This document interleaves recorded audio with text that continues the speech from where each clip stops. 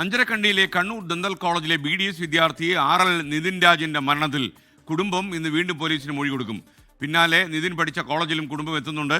പിതാവ് രാജൻ, സഹോദരി ഭർത്താവ് എന്നിവരാണ് കോളേജിൽ എത്തുക.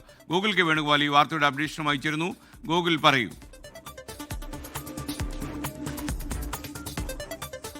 നിതിൻ രാജ് മരണപ്പെട്ടതിനു ശേഷം ആദ്യമായിട്ടാണ് നിതിൻ രാജിന്റെ കുടുംബം ഡെന്റൽ കോളേജിലേക്ക് എത്തുന്നത് എന്നൊരു പ്രധാനപ്പെട്ട കാര്യം കൂടിയുണ്ട്. കഴിഞ്ഞ ദിവസം സിറ്റി പോലീസ് കമ്മീഷണർ മുമ്പാകെ മൊഴി നൽകിയ ശേഷം നിതിൻ രാജിന്റെ കുടുംബം നൽകിയ വൈകാരികമായൊരു മറുപടിയും കാര്യങ്ങളും ഒക്കെയുണ്ട്. ആരോപണ വിധേയരായിട്ടുള്ള കേസിൽ പ്രതിസ്ഥാനത്തുള്ള റാമിനെയും സംഗീതയും സംരക്ഷിക്കുന്ന നിലപാട് സ്വീകരിക്കുന്നു.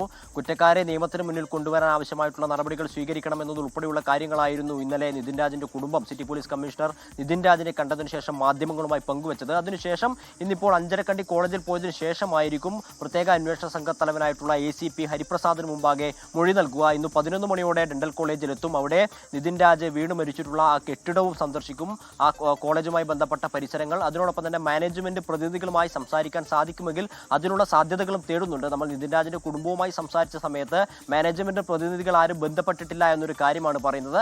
അതിനുശേഷമായിരിക്കും ഹരിപ്രസാദ്, ACP പ്രത്യേക അന്വേഷണ സംഘ തലവനാണ് ഹരിപ്രസാദ്, അദ്ദേഹത്തിന് മൊഴി നൽകുക. ഏറ്റവും പ്രധാനപ്പെട്ട കാര്യം, ഈ നിതിൻ രാജ് മരണപ്പെട്ടതിനു ശേഷം അവർ വീണ്ടും നിതിന്റെ പിതാവും സഹോദരി ഭർത്താവും ഉൾപ്പെടെയുള്ള കുടുംബാംഗങ്ങൾ ആ കോളേജിലേക്ക് പോകുന്നു, കോളേജ് സന്ദർശിക്കുന്നു എന്നുള്ളതാണ്. ഏകദേശം 11 മണിയോടുകൂടിയായിരിക്കും അഞ്ചരക്കണ്ടി ഡെന്റൽ കോളേജിലേക്ക് അവരെത്തുക. അതിനുശേഷമായിരിക്കും മൊഴി നൽകുക.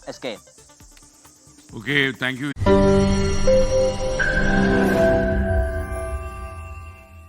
ലോകത്തെവിടെയായാലും ഏത് സമയത്തും 24 വാർത്തകളും ഓഗ്മെന്റഡ് റിയാലിറ്റി പാക്കേജുകളും എക്സ്പ്ലെയിനറുകളും വിശദമായി കാണാൻ ഞങ്ങളുടെ YouTube ചാനൽ നിങ്ങൾക്ക് സബ്സ്ക്രൈബ് ചെയ്യാം.